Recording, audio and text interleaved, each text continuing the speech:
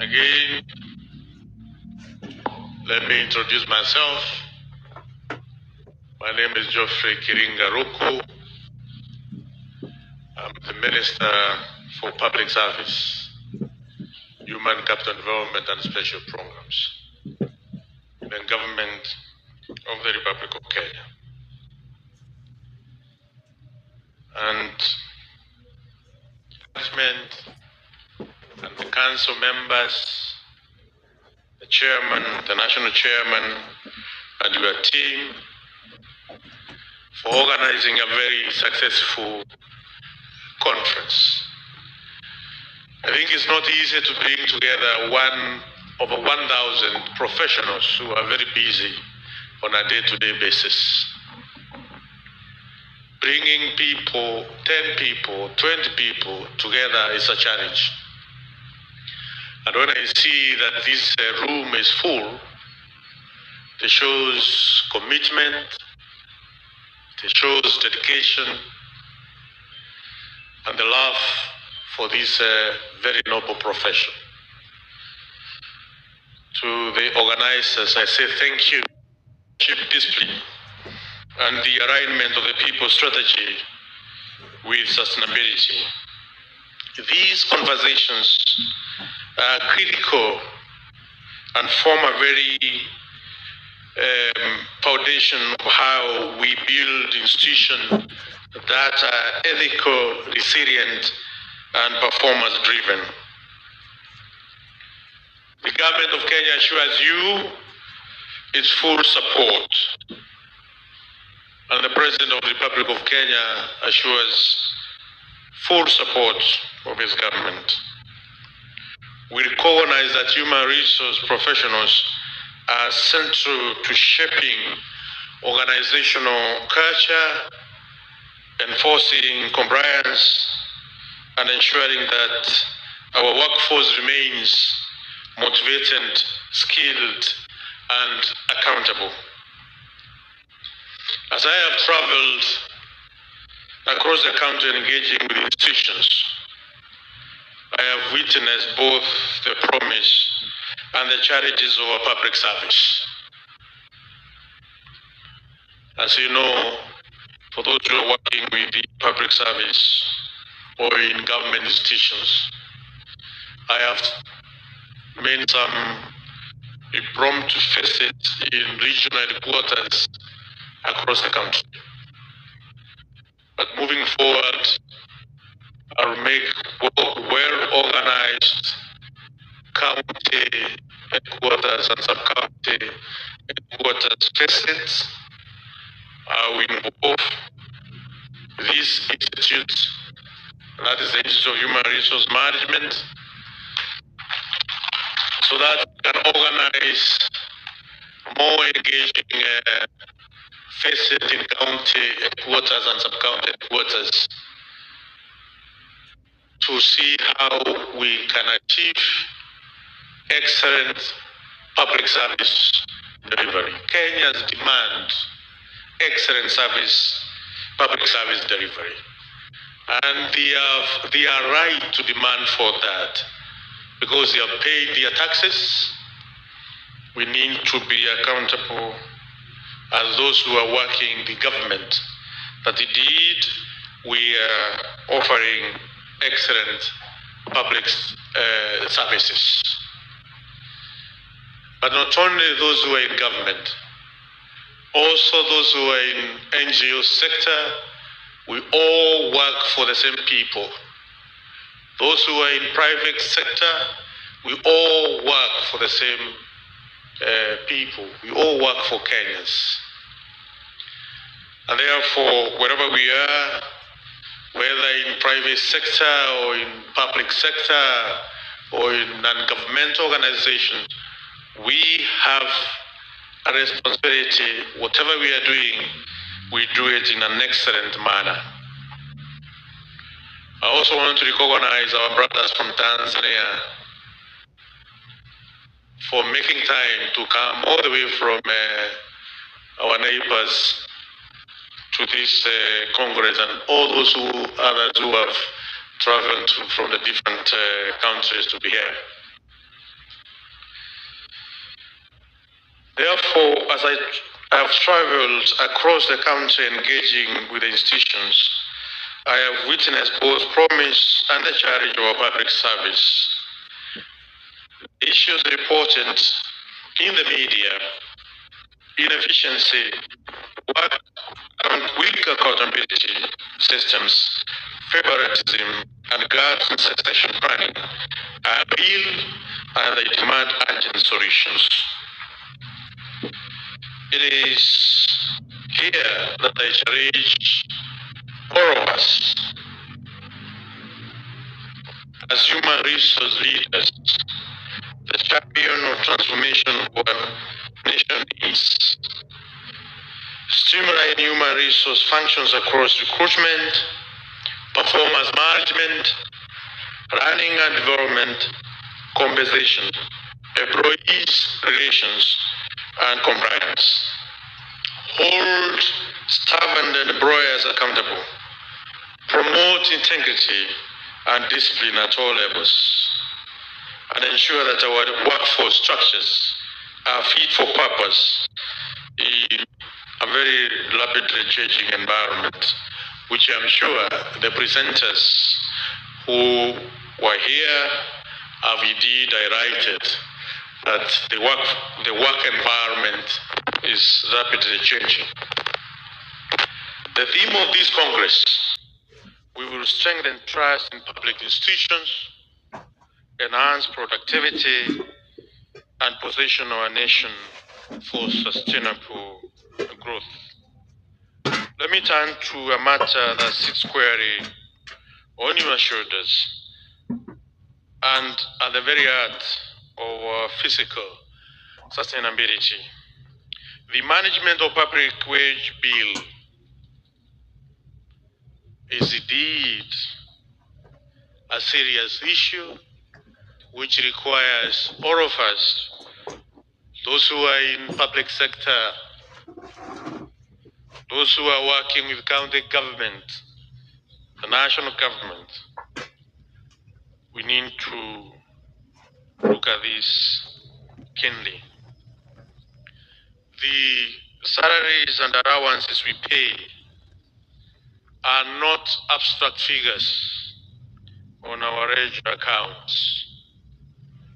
They are sacred claims on the sweat of Kenya's taxpayer, and every shilling lost to frown is a classroom left unbuilt,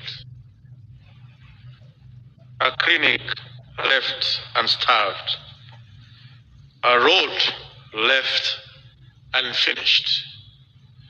As you know, before crossing over to the executive, I was representing the people of Better North in Parliament of Kenya.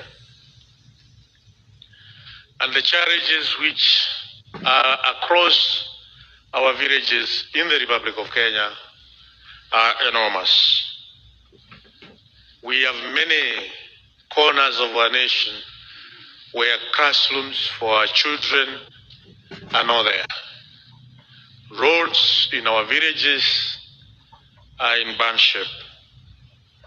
Our clinics, dispensaries, level 4, level 3 hospitals in different some counties in the Republic of Kenya are not in good shape. Every shilling lost can go into these areas which are much needed in the very deep corners of our nation. The opportunity to travel across the nation in very, very deep places. In Mandera, a place called Ajapito. In Banisa, in Erwak. In Tana River, a place called Asha. In Galole. In Garisen. In Turkana. Remote, deep places. In Balingo, in Chamoringot and Koroa. In Wajir, very remote corners of this nation. in Tana River, in Taita Taveta, in deep in corners of this nation. You will appreciate that every shilling that is lost through allowances which are not properly paid, through claims which are not well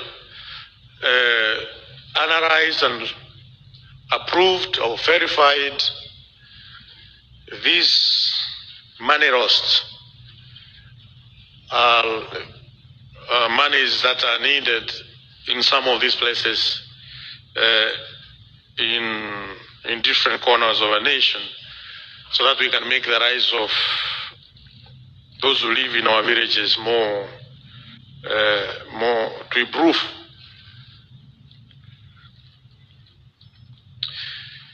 Yet, for too long, our payroll has leaked through avenues we have tolerated.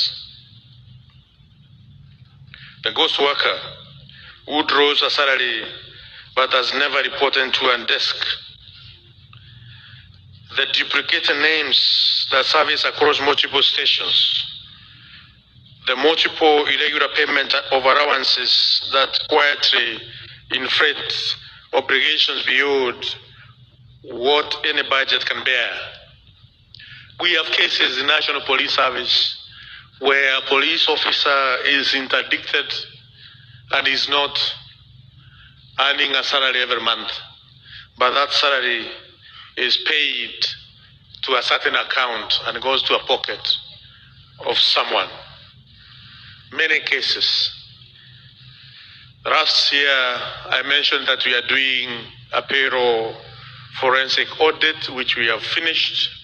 We have a report, and we know exactly what has been happening, and we have recommendations on how to rectify.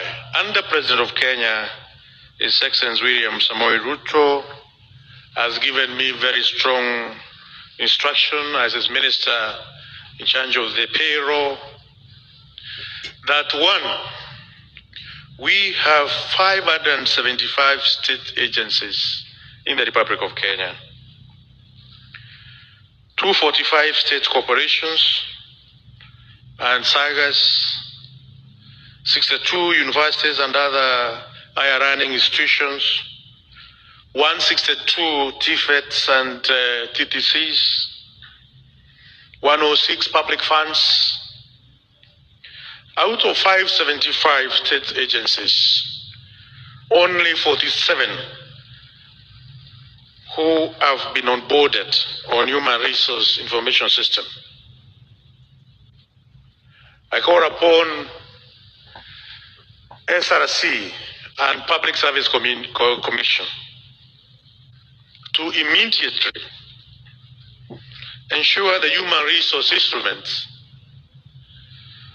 of these other state agencies which have not been onboarded, that those human resource instruments are made available to my ministry, to the office of the Principal Secretary, State Department for Public Service, for immediate onboarding of all these state corporations to the Human Resource Information System, which has been built, which has been made more robust, which at the moment is not prone to any manipulation.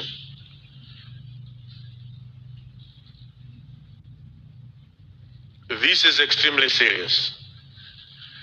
For the human resource managers who are here and they work with the government agencies, and you know your agency is not onboarded on HRS, make sure in the next 2 months you have done what is required for your institution to be onboarded on HRS.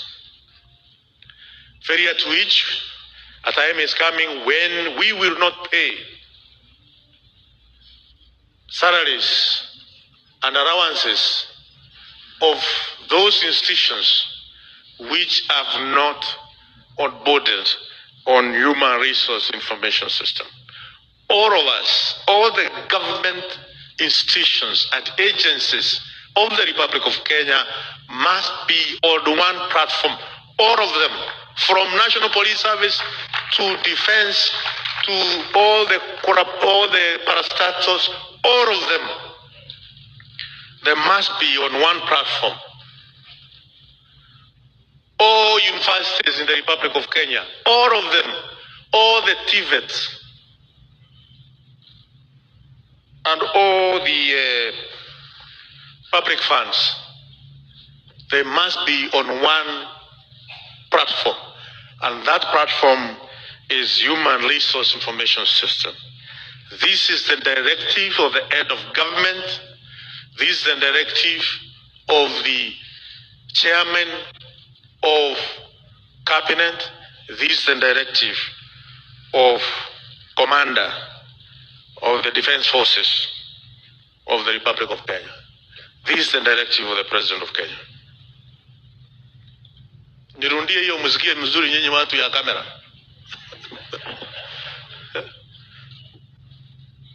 Okay? It can't be. We have 575 state agencies, only 47 which are onboarded. Of course, I know there are 25 state corporations that have submitted their HR instruments, and they are in the process of getting onboarded on HRS. But even if you say 25 plus 47, it's still not 100, and we have 575. And there should be no excuse whatsoever. I know there are those agencies which are saying there's a circular saying that these agencies might be corrupt, might be taken back to the mainstream ministry. No.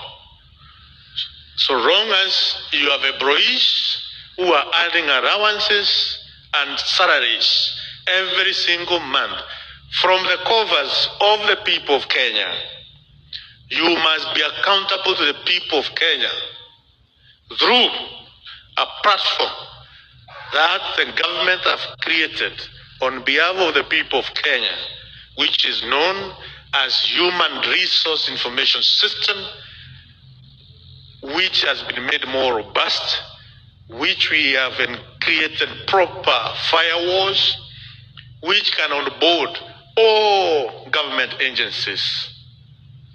There should be no excuse unless you don't want to get, you don't want your employees or those who are working in those agencies to get their salaries and allowances.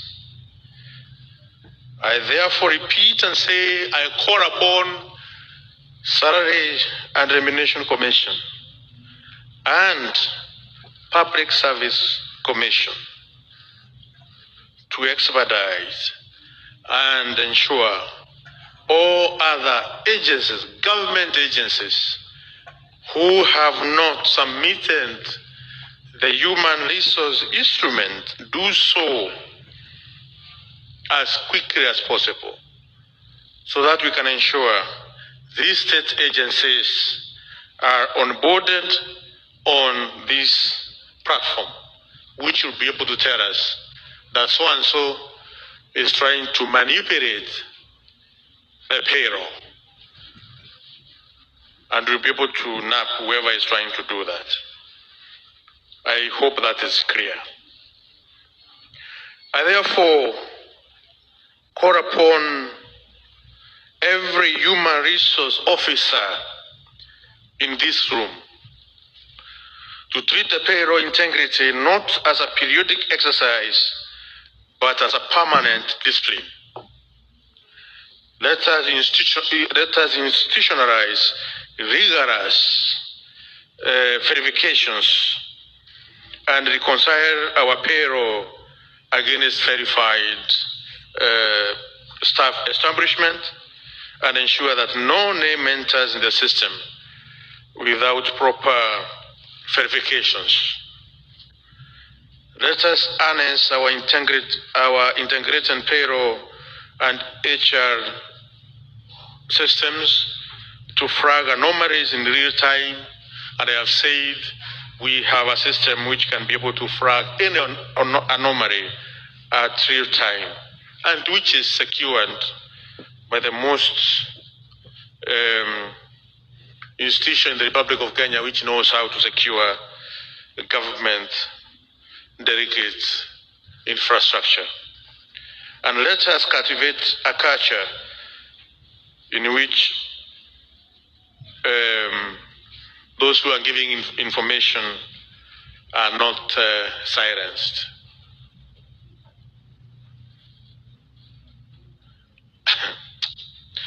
I visited one of the regional headquarters, Northeastern Regional Headquarters, which is based in Garissa.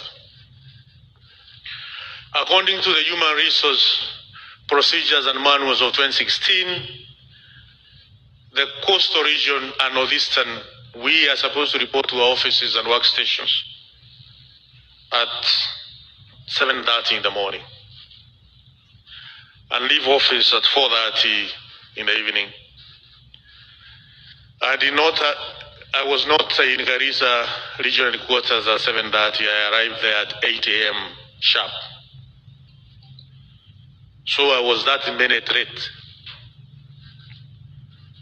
But the entire block, only a cashier work at the regional commissioner's office was present. And I left that block of office at 9 a.m. There was an officer in the Office of Intelligence. That one I don't like. That is a sensitive government installation or arm of government. Yes, there are those who are proposing we can have work at home policy, or we can have remote working kind of remote working policy. True, some government institution can be able to give services when you are not at your workstation, if such a policy can be implemented. But most of the government services, they have citizen-facing responsibility, that we must be at our workstations. One of them is security services. There is no way security services, police officers can offer services to protect life and property of Kenyans remotely. It must be done physically. Police officers must be at the police station physically. They must do patrols physically. They have to go and do investigation physically. Our defense forces cannot say we are going to give the integrity, the territorial integrity of our boundary remotely. So you are in your village, you are Kenya Defense Force, and you are in your village and you are giving services. It's not possible, isn't it? Is it possible? So there are those services. Our doctors, lab technicians, who can say, hey, we have telemedicine, but they are tests. We want to draw your brand so that it can be taken to laboratory. You can't send it through remotely. There must be someone who will come with a syringe, inject you, and draw your brand and take it to mix the reagent and get the result, isn't it? There are those government services which cannot be offered by government remotely or from home. Hakuna. So we have a responsibility to be at our workstation at the required time. I'm going to sing this song again and again so long as I'm a Minister for Public Service, because my ministry is customer care desk for the government of Kenya. And when Kenyans are not getting the services in an excellent manner, as a Minister of Public Service, I'm failing my job, isn't it? So I'll push all those who are in public service again and again until we get there.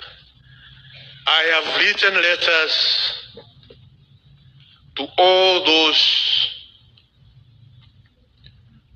government employees who are working in Garissa region headquarters.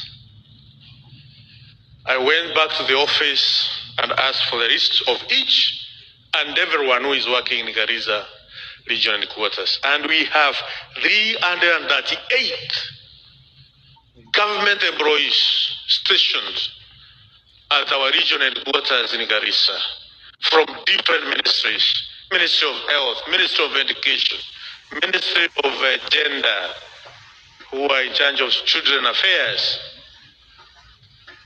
Ministry of Cooperatives, guys who are in charge of MSCs in the region.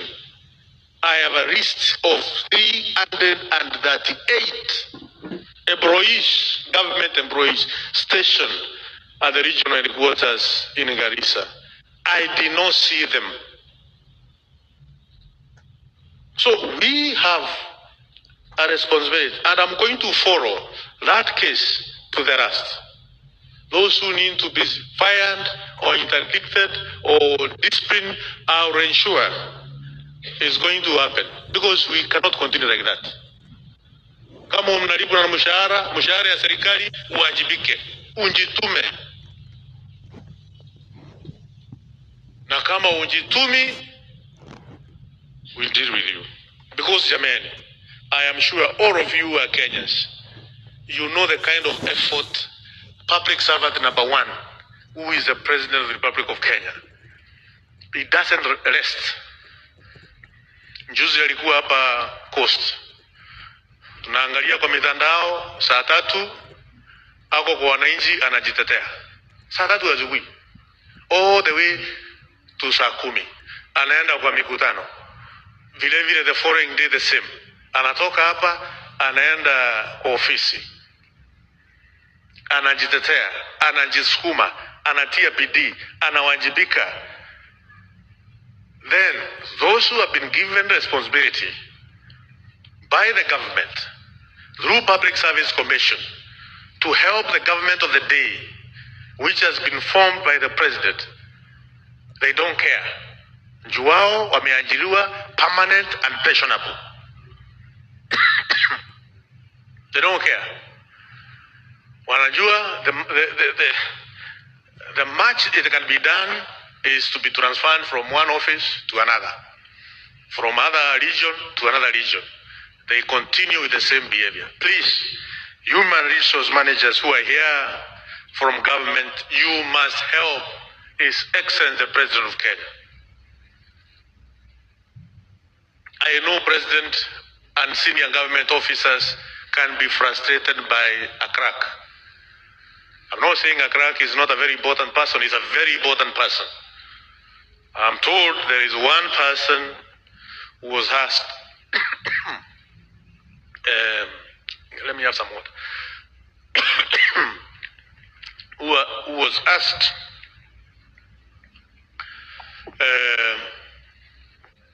at the NASA. I was told this story when I was in school, when I was doing my MBA at University of Nairobi, by a guy called Professor Osa. I don't know whether he still teaches at University of Nairobi.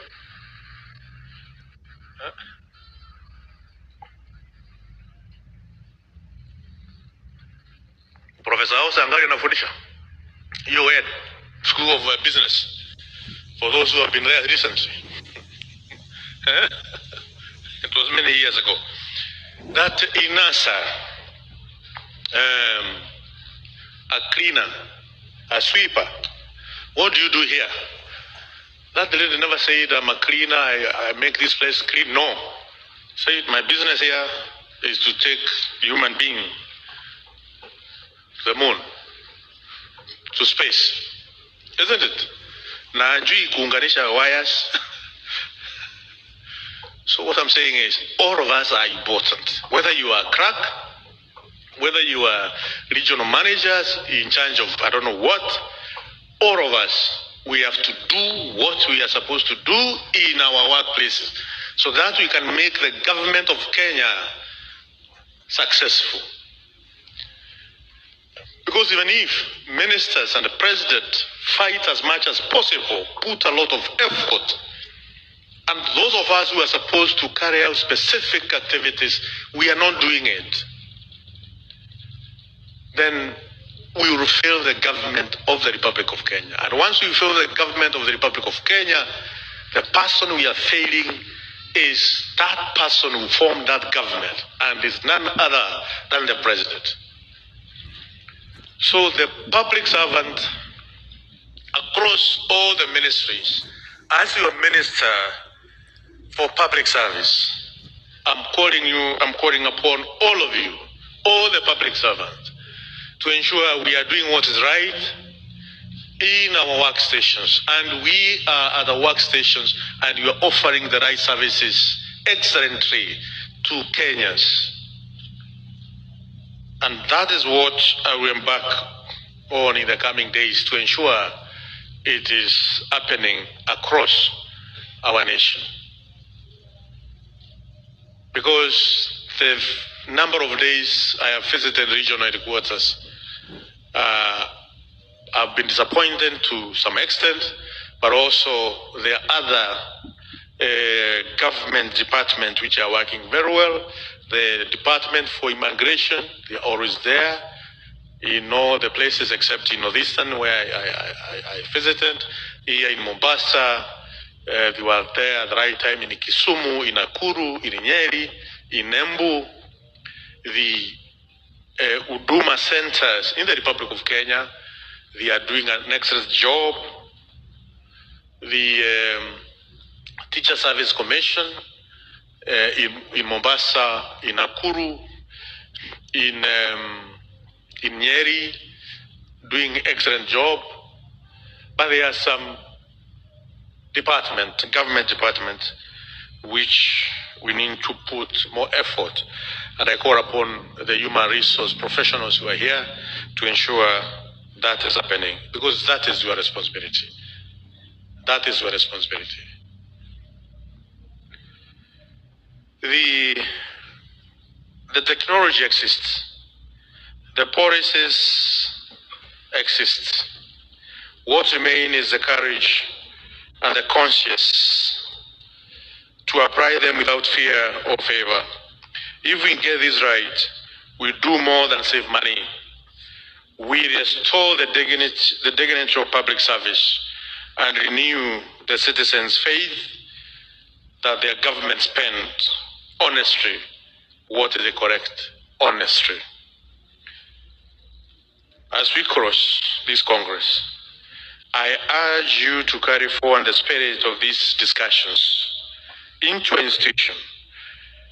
Let us commit to building a Kenya that is ethical, a Kenya that is motivated, and a Kenya that is accountable. Let us ensure that human resources remain at the center of governance and national transformation.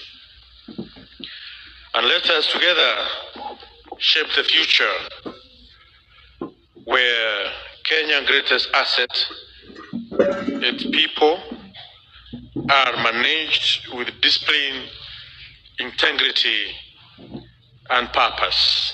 And I know there are cases where public servants, or even in private and in ungovernmental organizations, that the human resource managers are the one who listen to discipline cases or the reasons why someone should be promoted or not promoted, disciplined, not disciplined, fired, not fired. Let's maintain integrity. Let's do just. Let's not be against your colleague without any reason. For men, there is a study that the ESCC released a few months ago. I was the chief guest of the release of that report. And it is found that sexual harassment is reported to be very high in our organizations, whether in NGOs or in private sector or in government or public service. Sexual harassment was reported by the report of the recent ESCC report. Human resource officers, you have some work well cut for you. Where such cases are reported, deal with them perpendicularly. Deal with them properly, because our ladies, our women should be treated with decorum, with integrity. There should be no sexual harassment at the workplaces. But also there are cases which also men were reported in the same report to be sexually harassed. Yes. It's a very thorough report. You can get it from the internet. You can enroll it from the website of ESCC, even now, and you'll see that. So some of these cases should not be tolerated in our workstation. Let's maintain discipline. Let's maintain integrity. Let's maintain the purpose why we are in those institutions, whether in NGO, in private sector, or in public sector. Ladies and gentlemen, I thank you. I thank you for your commitment. I thank you for your dedication. Let's build a nation. Let's serve those who come to our offices, whether in private sector or in NGOs or in public sector. Let's serve them well. Let's serve them, with what we may call customer excellence.